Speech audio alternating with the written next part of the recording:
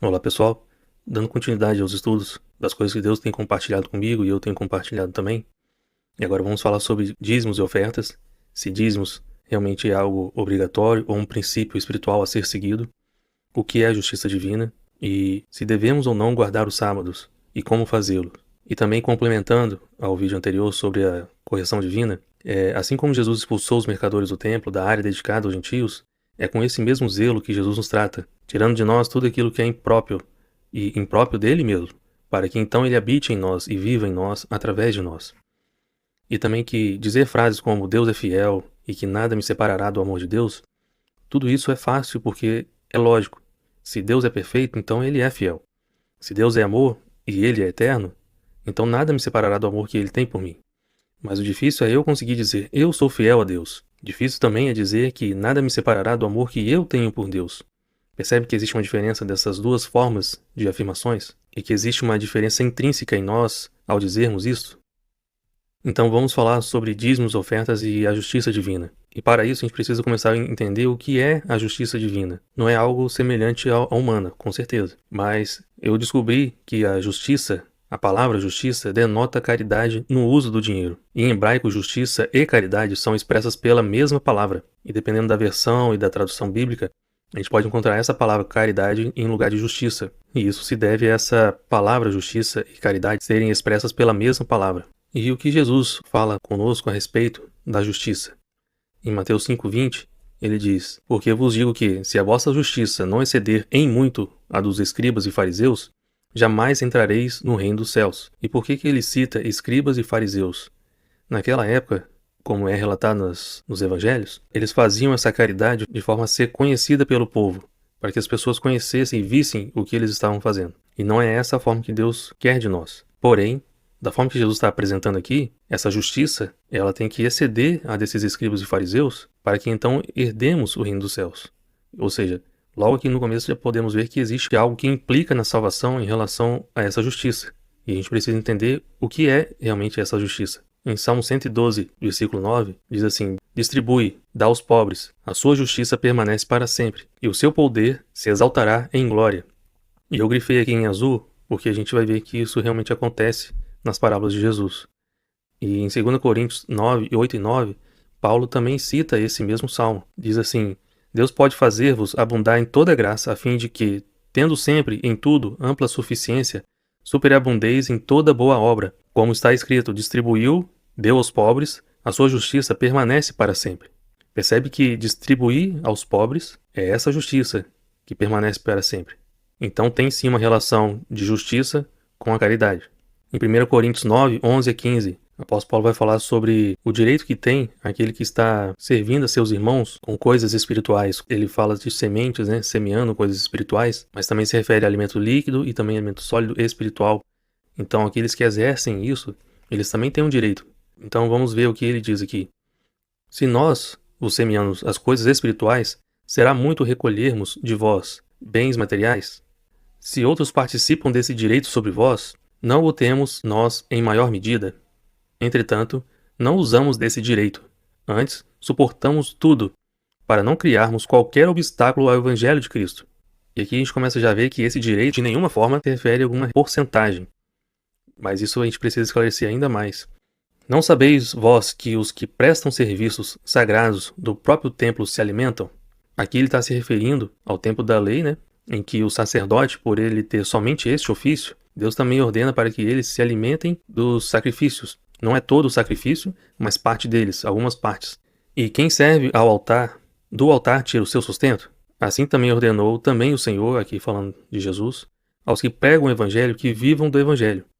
Eu, porém, não me tenho servido de nenhuma destas coisas, e não escrevo isto para que assim se faça comigo, porque melhor me fora morrer antes que alguém me anule esta glória.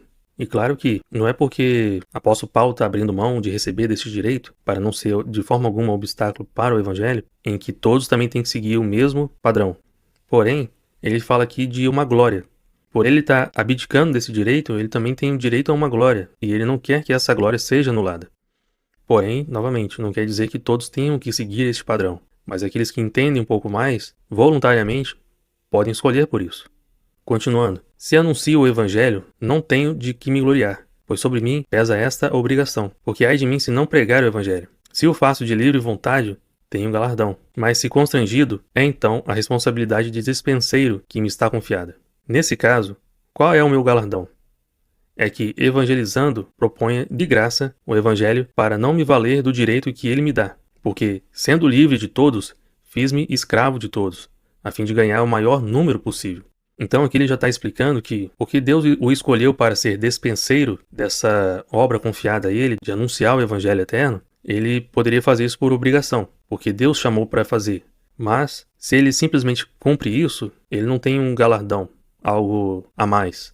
Porém, se ele abrir mão de receber coisas materiais, já que ele está semeando coisas espirituais, ele abrindo mão dessas coisas, aí sim ele tem um galardão, algo a mais. Porém, de forma alguma, o objetivo dele está em algum tipo de ganância, mesmo sendo algo espiritual, algo que não recebemos aqui agora, mas de ganhar o maior número possível de pessoas para Cristo.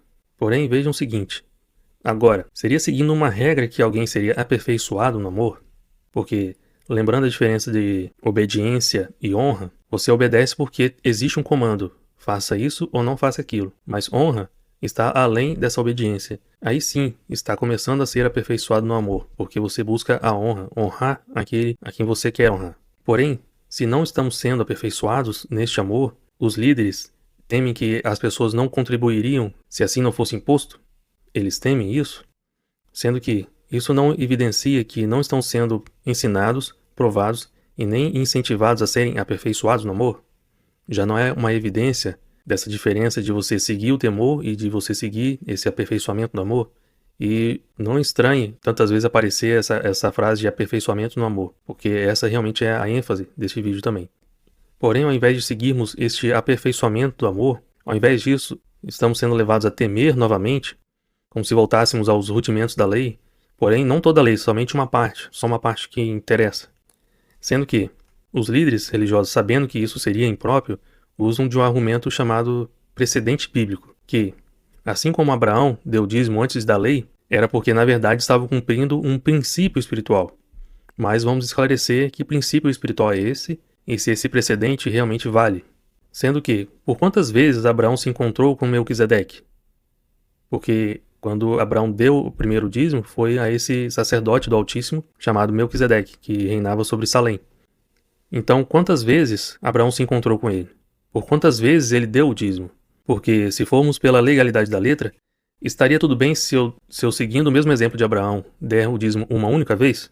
Sendo que em Deuteronômio 5:3, ali Moisés está especificando que a lei que ali foi entregue para aquele povo não era o mesmo pacto que havia sido feito com os seus antepassados, mas com eles que ali estavam vivos e dali para frente.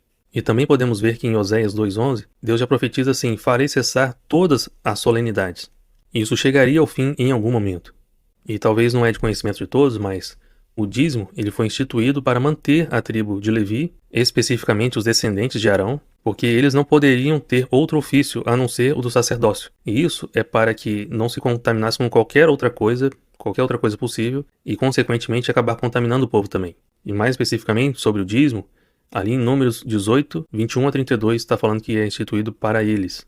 Porém, analisando todo o evangelho que foi entregue a nós, será que nós realmente não cremos que somos feitos reinos de sacerdotes, nação santa, raça eleita, sacerdócio real, como está em 1 Pedro 2, versículo 5 e versículo 9?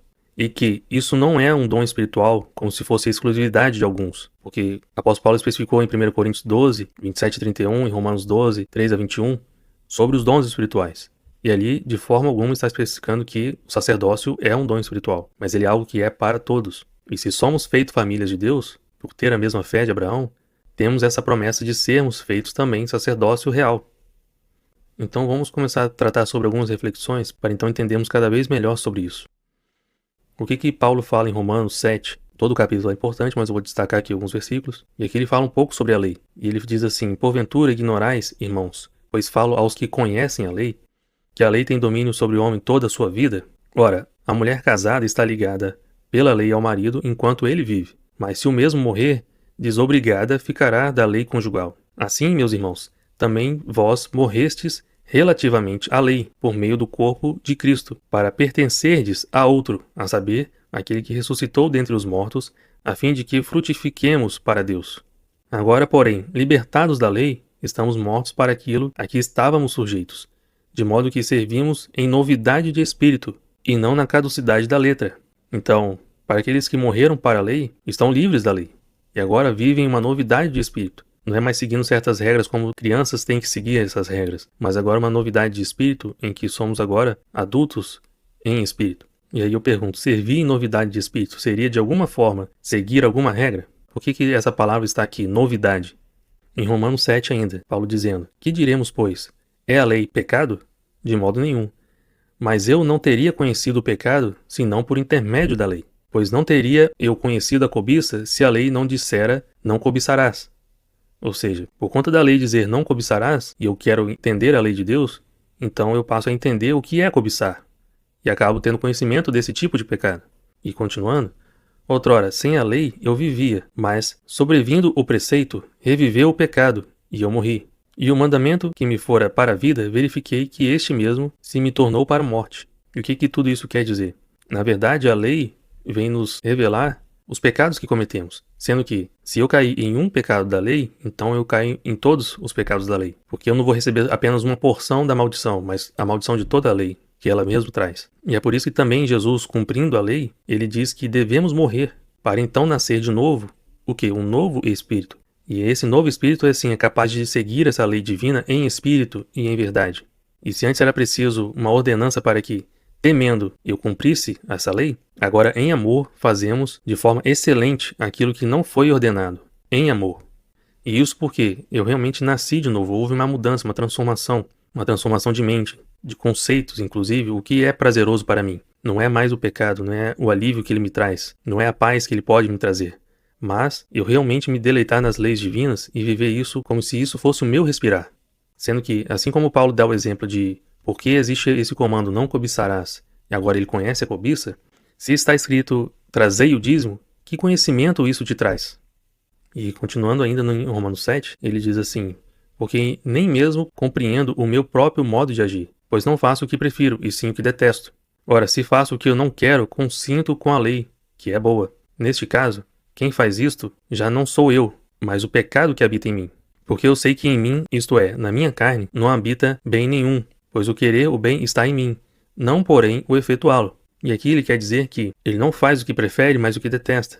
E por que isso tem a ver com o espírito em verdade? Porque por haver um comando, trazei, por exemplo, dízimos, é algo que eu não quero, é algo que eu não prefiro, mas eu faço porque a lei está me mandando fazer. Ou seja, no meu interior, na verdade, eu detesto isso, porque eu não queria fazer, mas eu faço porque a lei está me mandando. Sendo que eu quero cumprir a lei, porque ela é boa, mas esse querer até está em mim, de querer fazer essa vontade. Porém, esse efetuá-lo, a gente percebe que não é isso que está realmente dentro de mim, dentro dessa carne. Porque realmente eu preferiria fazer outra coisa com esse dinheiro, com esse recurso. E o que ele diz? Desventurado homem que sou, quem me livrará do corpo desta morte? E como a gente já viu nos vídeos anteriores, a morte desse corpo realmente é inevitável, isso vai acontecer. E o que ele diz? Graças a Deus por Jesus Cristo, nosso Senhor, de maneira que eu, de mim mesmo, com a mente, sou escravo da lei de Deus, mas segundo a carne, da lei do pecado. Traduzindo isso, se eu sigo a lei, eu sou escravo da lei, segundo a carne. Mas, se com a mente, em espírito e em verdade, eu sigo a lei de Deus, então eu sou escravo da lei divina. Sendo que, se nascermos de novo, já não vamos detestar essa lei. Antes, vamos procurar sermos aperfeiçoados no amor, onde a honra transcende o temor. E percebem que, por ser difícil de ser guiado pelo Espírito Santo, já que é preciso aceitar a correção divina primeiro, e isso de outra forma também está escrito em Isaías 28:9, em que ele questiona: a quem, pois, se ensinaria o conhecimento? E a quem se daria a entender o que se ouviu?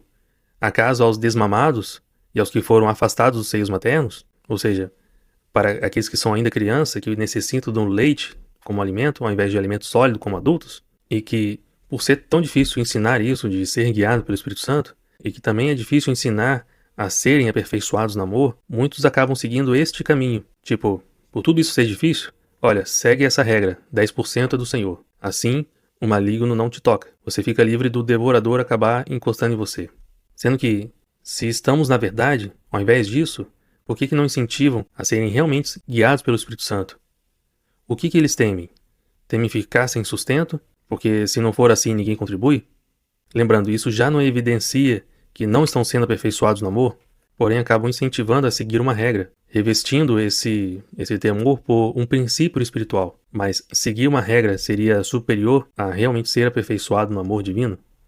Sendo que Deus estabelecendo apóstolos, profetas, mestres, em outras palavras seriam bispos, pastores, líderes religiosos, operadores de milagres, tudo isso não implica em ter que construir um templo físico, em ter que manter uma estrutura física, porque é o próprio Jesus, é o próprio Cristo que edifica em nós a habitação do Senhor. Então por que Deus estabeleceu essas pessoas? Deus os estabeleceu para serem cooperadores na edificação que o próprio Cristo faz em nós, para então sermos a habitação do Senhor. E novamente, por que estariam preocupados em manter uma estrutura física que Deus não nos ordenou a construir?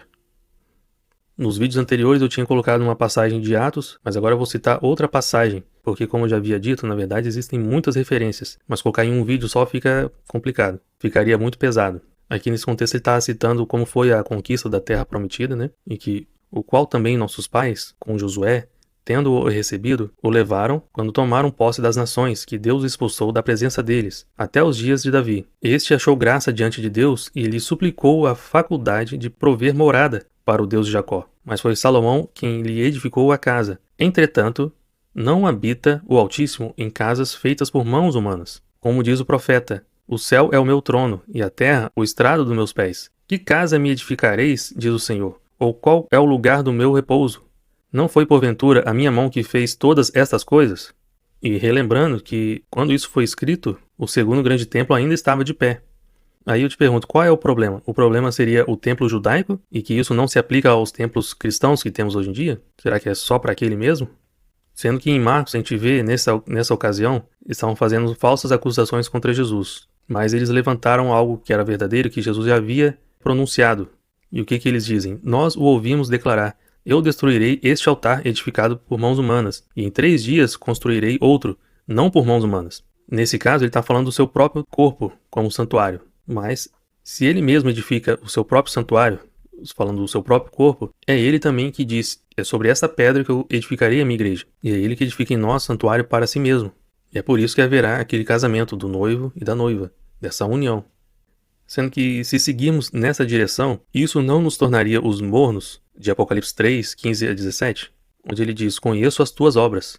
E vocês dizem: estou rico e abastado, e não preciso de coisa alguma. E a gente vai entender melhor essa frase, por que ele está dizendo isso também. E por que Jesus diz àqueles que abandonaram o primeiro amor, em Apocalipse 2, 4 a 5, ele diz: arrependa-te e volta à prática das primeiras obras. Que obras são essas? E se não somos salvos por obras, por que Jesus está falando isso? As obras são importantes ou não? Percebem que não é tão simples assim dizer eu sou salvo e não preciso fazer nada? Da mesma forma que ele está falando aqui em Apocalipse 3, em que essas pessoas estão dizendo eu não preciso de coisa alguma, não preciso fazer nada. E se não há nenhum esforço da nossa parte, por que Jesus diz vinde a mim em Mateus 11, 28? Ele não diz aqui também em Apocalipse 3 que eu estou à porta e bato? Se não há nenhum esforço, por que eu tenho que ir até ele? Ele já não está vindo até mim? Não é só eu abrir a porta, não é só eu falar eu aceito e que está tudo certo? Mas a gente vai ver a explicação do apóstolo Tiago, no capítulo 2, em que ele especifica: vejam que a fé operava juntamente com as obras. Com efeito, foi pelas obras que a fé se consumou. Verificais que uma pessoa é justificada por obras, não por fé somente. Então existem as duas coisas. As minhas obras, elas vão consumar a minha fé. Se eu não tiver obras, a minha fé não vai ser consumada. E se a minha fé não é consumada, então eu não serei salvo. Por quê? Porque o justo vive e vive eternamente pela fé. E voltando a algumas parábolas de Jesus, será que não entenderam que na parábola dos talentos, o servo mau e negligente, que mesmo recebendo apenas um talento, porque essa era a sua própria capacidade, ele teve receio da severidade do Senhor e que, sabendo que ele ceifa onde não semeia e ajunta onde não espalha, não multiplicou o que recebeu, não repartiu para que fosse multiplicado. E por ele ter esse receio, pode chamar de temor, de medo, não quis ser aperfeiçoado no amor, a tal ponto em que, quando o Senhor voltou para acertar as contas, só quis devolver aquilo que, na verdade, não era dele. Da mesma forma que muitos dizem que 10% pertence ao Senhor. Claro que alguns até falam, na verdade pertence tudo, mas dedicado ao Senhor nós dedicamos 10%. Percebe que eles estão querendo devolver apenas aquilo que não é dele? Sendo que a gente vai ver que na verdade nada é nosso. E se aquilo que fazemos aos nossos irmãos ou deixamos de fazer, a Deus fazemos, será que nessa parábola onde ele cita os banqueiros, e Deus está falando, por que você não deixou esse dinheiro, né, esses talentos, com os banqueiros para eles multiplicarem esse dinheiro? Será que esses banqueiros na parábola não seriam os necessitados, os pobres? E a gente vai ver por que na verdade eles são.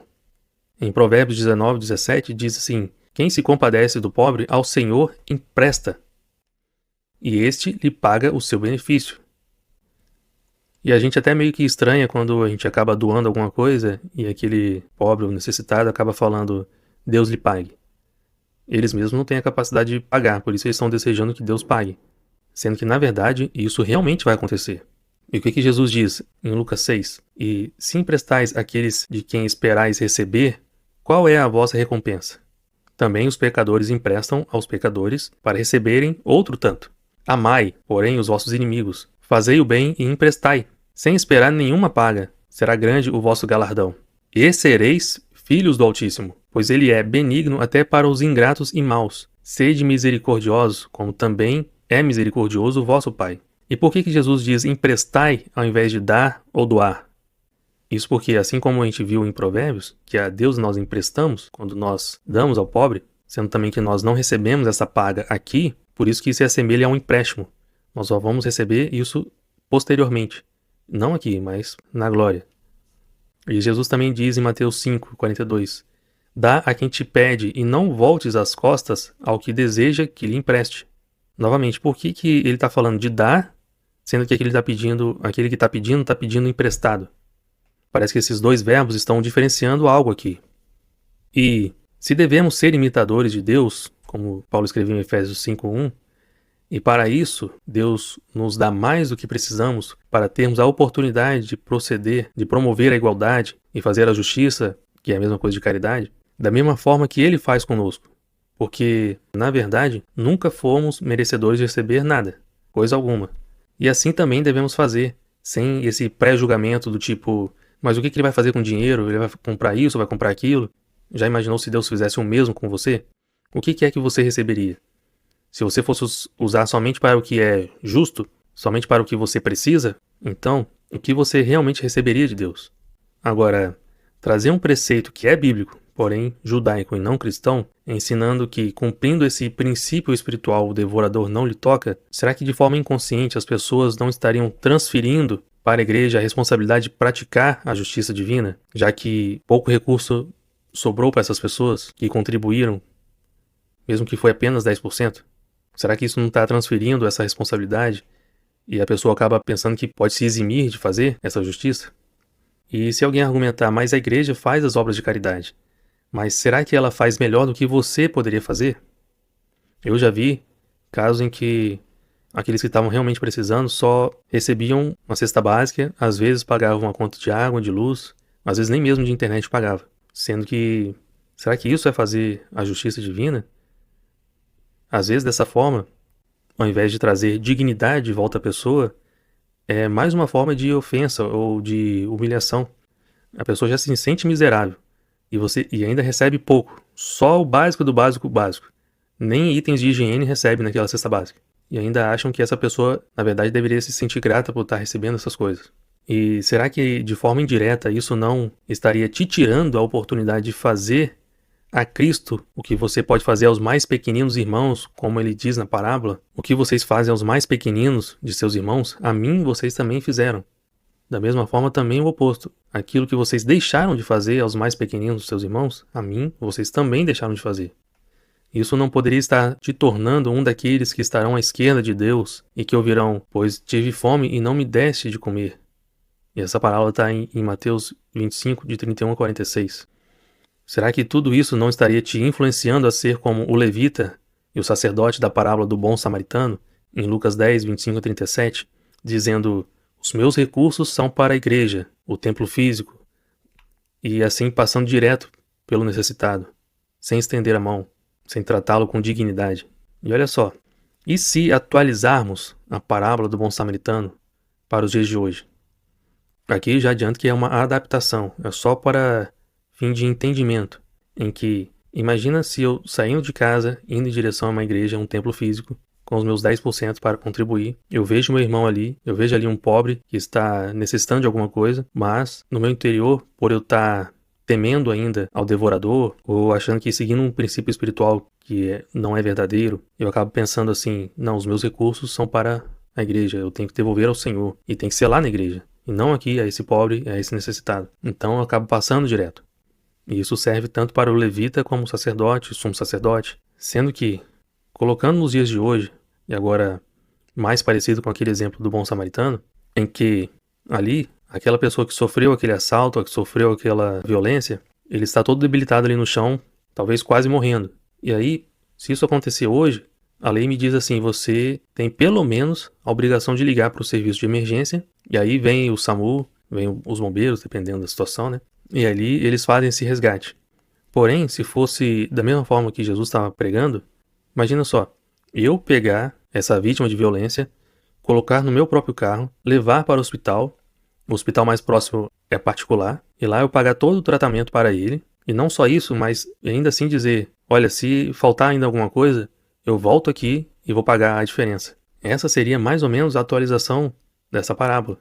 Porém, olha só, existem muitas ferramentas que foram criadas que têm utilidade, porém de forma indireta, involuntária, ou de forma inconsciente, essas ferramentas que têm utilidade acabam nos inutilizando de fazer o que é correto, de fazer a justiça divina, de praticar o bem de forma excelente. Porque se agora eu só tenho a obrigação de ligar para o serviço de emergência, então eu acho que, poxa, eu cumpri com a minha parte, eu fiz a minha parte. E se formos ver outras coisas semelhantes a isso, existe também o serviço de aposentadoria, do INSS. Então, se antes eu tinha o privilégio de honrar pai e mãe, agora por conta desse benefício, parece que eu fico isento de fazer isso, de cumprir com esse preceito. E eu acabo me eximindo porque existe uma ferramenta que é muito útil, é muito válida. Mas, diante de Deus, será que eu não estou sendo inutilizado? Na verdade, eu estou sendo infrutífero ou inapto para as boas obras? Será que tudo isso não está me influenciando de forma negativa? E isso é semelhante àquele fruto do conhecimento do bem e do mal. Eles já eram perfeitos, estavam num lugar perfeito, e aí vem a serpente e diz, você ainda pode ser como Deus. E talvez por pensar que poderiam ser como Deus, além de ter mais poderes, talvez não teriam que fazer certas coisas, seriam isentos de fazer outras coisas. Então a gente precisa reavaliar todas as ferramentas que existem uma utilidade, parece que é boa, porque realmente tem um fim proveitoso, porém de forma indireta, eu estou deixando de aprender princípios espirituais que realmente valem diante de Deus, que são mais excelentes. Eu estou de forma indireta, de forma inconsciente, eu estou me eximindo de fazer o que é bom, de fazer a justiça divina. E olha o que o apóstolo João diz, em 1 João 3, 17 e 18. Ora, aquele que possuir recursos deste mundo e vir a seu irmão padecer necessidade e fechar-lhe o coração, não é nem os olhos, mas fechar-lhe o coração, como pode permanecer nele o amor de Deus? Filhinhos, não amemos de palavra nem de língua, mas de fato e de verdade. E isso faz parte de sermos aperfeiçoados no amor de Deus. E esse conceito que ele está apresentando aqui não é algo novo. Lembrando que Deus é o mesmo. Deus não foi diferente no Antigo Testamento e agora é outro. Ele foi sempre o mesmo. Só que, como a humanidade ainda era como uma criança, então passou certos preceitos para que, como crianças, pudessem temer primeiro, porque esse é o princípio da sabedoria, e então, quando adultos, aí sim, pudessem entender o que é a honra e o que é realmente viver isso em espírito e em verdade, não mais porque alguém está mandando. E em Provérbios 3, 27 e 28, não te furtes a fazer o bem. E olha só, eu até grifei em vermelho, não te furtes. E a gente vai ver que isso realmente pode ser uma perda no futuro. Não te furtes a fazer o bem, a quem de direito, estando na tua mão o poder de fazê-lo. Não digas ao teu próximo, vai e volta amanhã, então te darei, se o tens agora contigo.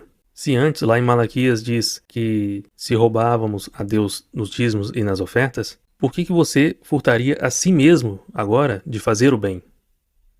Em Tiago 4,17, portanto, aquele que sabe que deve fazer o bem e não o faz, nisso está pecando. É algo grave. Em 1 Timóteo 4, 7 a 9. Mas rejeita as fábulas profanas e de velhas caducas. Exercita-te pessoalmente na piedade. É você mesmo que tem que fazer, não é outros que tem que fazer por você. Não é a igreja física que tem que fazer por você porque você deu o seu recurso para eles. Mas exercita-te pessoalmente na piedade. Pois o exercício físico para pouco é proveitoso, mas a piedade para tudo é proveitosa. Porque tem a promessa da vida que agora é e da que há de ser. Fiel é esta palavra e digna de inteira aceitação. Em 1 Timóteo 6, 3 a 6. Se alguém ensina outra doutrina e não concorda com as sãs palavras de nosso Senhor Jesus Cristo E, com o ensino segundo a piedade, é enfatuado, nada entende, mas tem mania por questões e contendas de palavras, de que nascem inveja, provocação, difamações, suspeitas malignas, altercações sem fim, por homens cuja mente é pervertida e privados da verdade, supondo que a piedade é fonte de lucro. De fato, grande fonte de lucro é a piedade com contentamento. E o que significa isso de piedade com contentamento? Aquele que dá com alegria. Essa é a piedade com contentamento. Ele não faz porque odeia fazer, porque ele parece obrigado a fazer, mas ele faz por alegria, voluntariamente e alegremente. E especificando que altercações aqui é alterações, modificações sem fim, ato ou efeito de alterar e adulterar. E o que eles estão alterando, modificando, já que eles estão privados da verdade? Não seria, na verdade, o verdadeiro ensino de Jesus, e que esse ensino é segundo a piedade, como ele mesmo está dizendo aqui? E aí eu te pergunto, o que é piedade para você? Em Tito 3,14, ele diz: agora, quanto aos nossos, que aprendam também distinguir-se nas boas obras, a favor dos necessitados, para não se tornarem infrutíferos. E esse distinguir-se aqui é de destacar nessas boas obras, para que não sejam infrutíferos. E esse infrutífero a gente viu que ele servo mau e inútil, ele fez apenas o que lhe foi ordenado. E essa parábola está em Lucas 17, 5-10. Sendo que em Salmos 4:3, a gente vai ver o que Deus vai distinguir. Sabei, porém, que o Senhor distingue para si o piedoso. O Senhor me ouve quando eu clamo por ele. Em outras palavras, o Senhor separa para si o piedoso.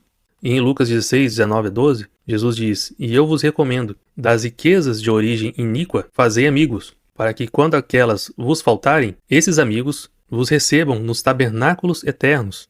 Sendo que se a gente tiver o entendimento que realmente os banqueiros daquela parábola dos talentos são os pobres necessitados, com essas riquezas que nós recebemos aqui neste mundo, que na verdade tem uma origem iníqua, independente do que você trabalha, a origem dela vem disso, nós podemos fazer amigos. Mas que amigos são esses que nós fazemos? E que esses amigos nos recebem nos tabernáculos eternos. Não são esses mesmos banqueiros? E Jesus continua e diz assim: quem é fiel no pouco também é fiel no muito. E quem é injusto no pouco também é injusto no muito. Sendo que esse ser fiel não se trata de assiduidade, da frequência com que você contribui, mas da aplicação correta, de ser fiel a Deus da forma correta. Se, pois, não vos tornastes fiéis na aplicação das riquezas de origem injusta, quem vos confiará a verdadeira riqueza? Ou seja, a riqueza que realmente está nos céus. Quem vai nos confiar isso? Se não vos tornastes fiéis na aplicação do alheio, ou seja, aquilo que recebemos de fato não é nosso, quem vos dará o que é vosso? E já temos o conhecimento que nós não pertencemos a nós mesmos, como o apóstolo Paulo descreve em 1 Coríntios 6,19. E que devemos dar a Deus o que é de Deus, como Jesus explicou quando tentaram fazer com que Jesus caísse numa armadilha, perguntando se era devido realmente pagar imposto ou não. E Jesus especifica: dai a César o que é de César, e a Deus o que é de Deus. E se a taxa, se o dinheiro que tem a imagem de César, ele fala, entregue a César, o que é de Deus, com certeza não se trata de dinheiro, muito menos de 10%. Percebe que o problema de eu estar tratando isso aqui não é a avareza e nem querer eximir alguém de fazer a justiça, mas o de fazê-lo de forma correta, segundo Deus, de ser aperfeiçoado no amor e não no temor, sem de forma alguma temer ao diabo, ao devorador, e que nem sempre o partilhar envolverá o dinheiro, como a gente vê no exemplo do apóstolo Pedro em Atos 3,6, em que ele vê o mendigo e ele fala: prata nem ouro eu tenho, mas o que eu tenho eu te dou. E ele afirma: levanta e anda. E o paralítico levanta e anda. Percebem que podemos possuir algo muito maior do que dinheiro se seguirmos a lei de Cristo?